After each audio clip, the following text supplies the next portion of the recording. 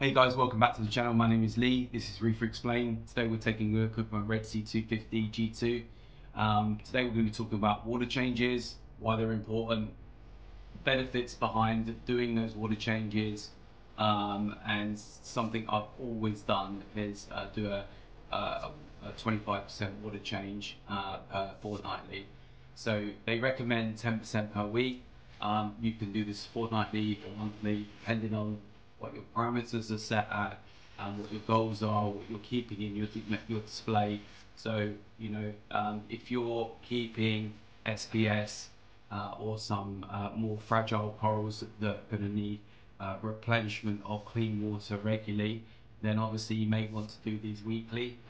If you are running a low ultra nutrient system already, and you've got like soft corals and the toxins aren't building up that quickly, you're using carbon for instance, then maybe a fortnightly or monthly you may get away with. So the water changes, when you're taking out the old water, you want to prevent shock to the system as much as possible. So to match those parameters that you already have in display. So for instance, the way that this water change will work today is we will turn off all the pumps and lighting to the system, and then what will happen is the water level inside the main display here will drop and go down below into the sump. So if we just open up the sump just to show you what we mean by that, is below is another body of water that houses another glass box of water, and that will generally fill up and stop at a certain point. Okay, and then what we will do is, sorry, just get this angle right, what we will do is we will drain from the sump area where you could mark a level, and then obviously drain out that old water and then replenish. You want the salt consistency, salinity, to be the same as the display. So mine's set at 1.025 and I've always run it at that level. With coral, I think it's anywhere between 1.023 and 2.6, and if you're running fish, it's about 1.022. But this is for coral, 1.025 to 1.026, and I will check those levels in the new batch of salt that I'm mixing before I do anything else. You also want to get the temperature right as well, so you want to add a heater to your mixing vat so that it's the same as the temperature in the tank. And the reason you're doing it from the sump, if you can, is because when you're taking out, the water level won't drop too far. It will drop around here, which means the corals are still in the water column, and when you put it back in the sump, it will have time to mix up and go into the main display. And anything that's not quite right in the sump, say the temperature wasn't where you need it to be, you can always obviously stick the heater in there for a sec while you're ready to be pumping up back into the main display. So that's another tip for you, is that you can heat this up in the sump if you've not done it in the vat for some reason, the pre-mixing container prior to that. So that's another tip for you. The reason you're doing water changes as well, obviously to get any undesirable toxins out of the tank. So we would class this technically as, say for instance, nitrates and phosphates that will creep up over time.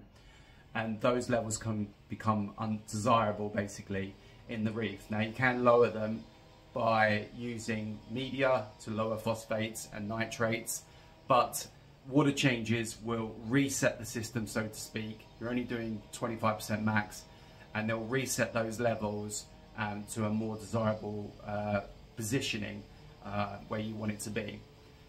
We won't go into nitrates and phosphates and what those levels should be, but another thing is that can build up in tanks is undesirable levels like copper, iron, zinc, and you'll only know that by running an ICP test. So basically you're taking some water from your tank, you're sending it off to a company where they'll run a lab test on your water and tell you exactly what's in it. And that's another reason why ICP tests are great, but unless you're going to be tweaking them, looking into those results and then finding out what's going on, a water change is a much simpler option, because salt is going to be cheaper in the long run to replace and do water changes to get those levels where they should be. Once you've done a water change, you'll notice that your corals and fish will act a lot better, a lot healthier. They'll be swimming around a lot more, the corals and the polyps will extend more, everything will look better. And this will help prevent any nuisance algae as well, because you're doing maintenance on the display. You're taking out some of those undesirable build-up of levels that are happening in there. That will help. Obviously, the water will be clearer, so less use for carbon maybe, because you're doing water changes. And that will help your general health of your reef tank as well. Currently, we've started the Aquaforest salt on this tank, and it's currently mixing now as we speak. And I live in a small apartment, and you may be thinking, well, I don't have, you know, places for storing mixed salt water and so forth, and I can show you how you can do it relatively easy. So the first thing is you want to make up your fresh water, and you'll need RODI water.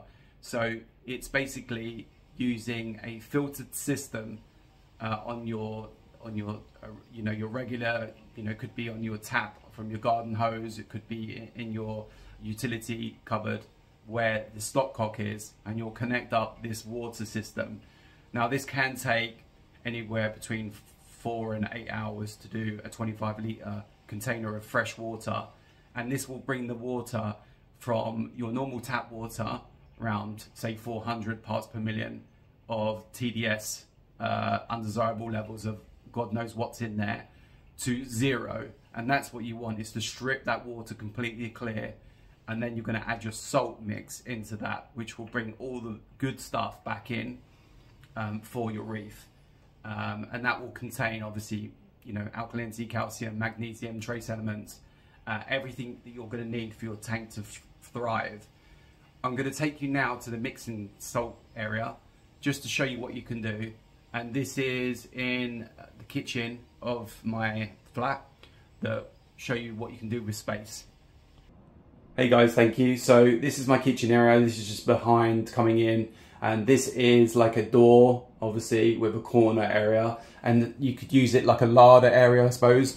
But behind here is just my mixing station. So what we've got is, we've got a 60-litre container. I bought this about 5 years ago. I was kind of fed up with using plastic 25-litre drums that weren't really doable, plus the opening for the top was very small. This is amazing. It's from, I think it's from like a company called Tanks Containers or something like this. I'll put the description in below. I think it was about 80–90 pounds with shipping, and it's you know, really good. Ideally you probably want a bigger hole than this so you can fit bigger pumps or get in there and clean it, so it is a little bit more difficult, but it still works as a purpose. I can drop a pump in here, you can see it's mixing. I've got a heater in here, I've got temperature controller, and I'm using this for my salinity check. It's just a digital pen, and I've got a refractometer as well to recheck that. So that's how we do with this. We've got a temperature controller that I pulled out from my old display, so I'm using this. Just plug a heater in here, and then you drop the probe in here, and that will get it up to the desirable levels, which it has done, and the actual temperature is up exactly where it needs to be. We've just got an extension plug mounted up high. Make sure nothing's going to drop inside your vat. Anyway, it's covered. And then we've got a TDS pen here from Amazon. Really easy to use. And you're going to measure your 0 TDS from your fresh water. So what I do is I make up a batch of RO and then basically just pour it in here. And another tip with these vats is that these vats can get quite dirty from time to time, leftover salt and so forth. So what I do is I usually, once emptied, I pour some RO in here.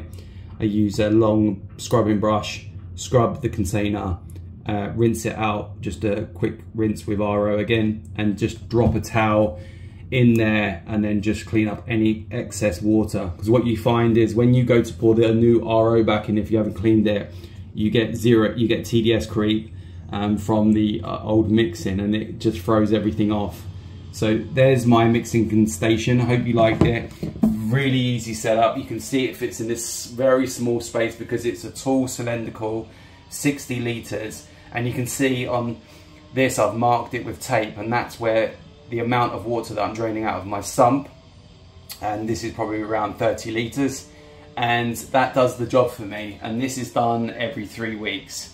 So I hope you like the video of the mixing station area, what you can do. And inside this cupboard is just obviously all of my hoses, containers, gloves. We got some filter socks. Yes, it's a complete mess, but it works for me, and that does the job, so to speak. Just going back into the main display, and yeah, we just wanted to cover this whole topic on water changes and why they are important. Now, if you're dosing elements, trace elements, and your nitrates and phosphates aren't in an undesirable level, and you don't have a bunch of algae inside your display, maybe you're sending off ICP tests, then you could get away with not doing water changes, or doing water changes, you know, much later, a month or two down the line. But I just feel that for the sake of, you know, a few bucks on salt, it's better to do these water changes on a schedule, at least, even if it's once a month, to deplete anything that's building up in there. And another thing that can happen is that if anything has dropped inside the sump that shouldn't be in there, and you've not sent off an ICP test, and you've not found what's gone in there, it could be a penny, it could be something, I suppose that the water changes may help, again, bring any toxins down for the fish. I hope you like these videos, guys, and I appreciate everyone that's subscribing and liking the channel. I just want to share what's going on with this display, this reef, this setup, and I will be bringing out more content shortly on some smart testers, some new equipment, maybe a whole new way of dosing. We'll see. At the moment, I'm still loving the Aquaforest powder, because bang for buck, as my last video explained, and it mixes really clean and easy. And anything that's easy and affordable in this hobby that you'll continue doing, but you just need to find your own path. Thanks for watching, guys. Take care.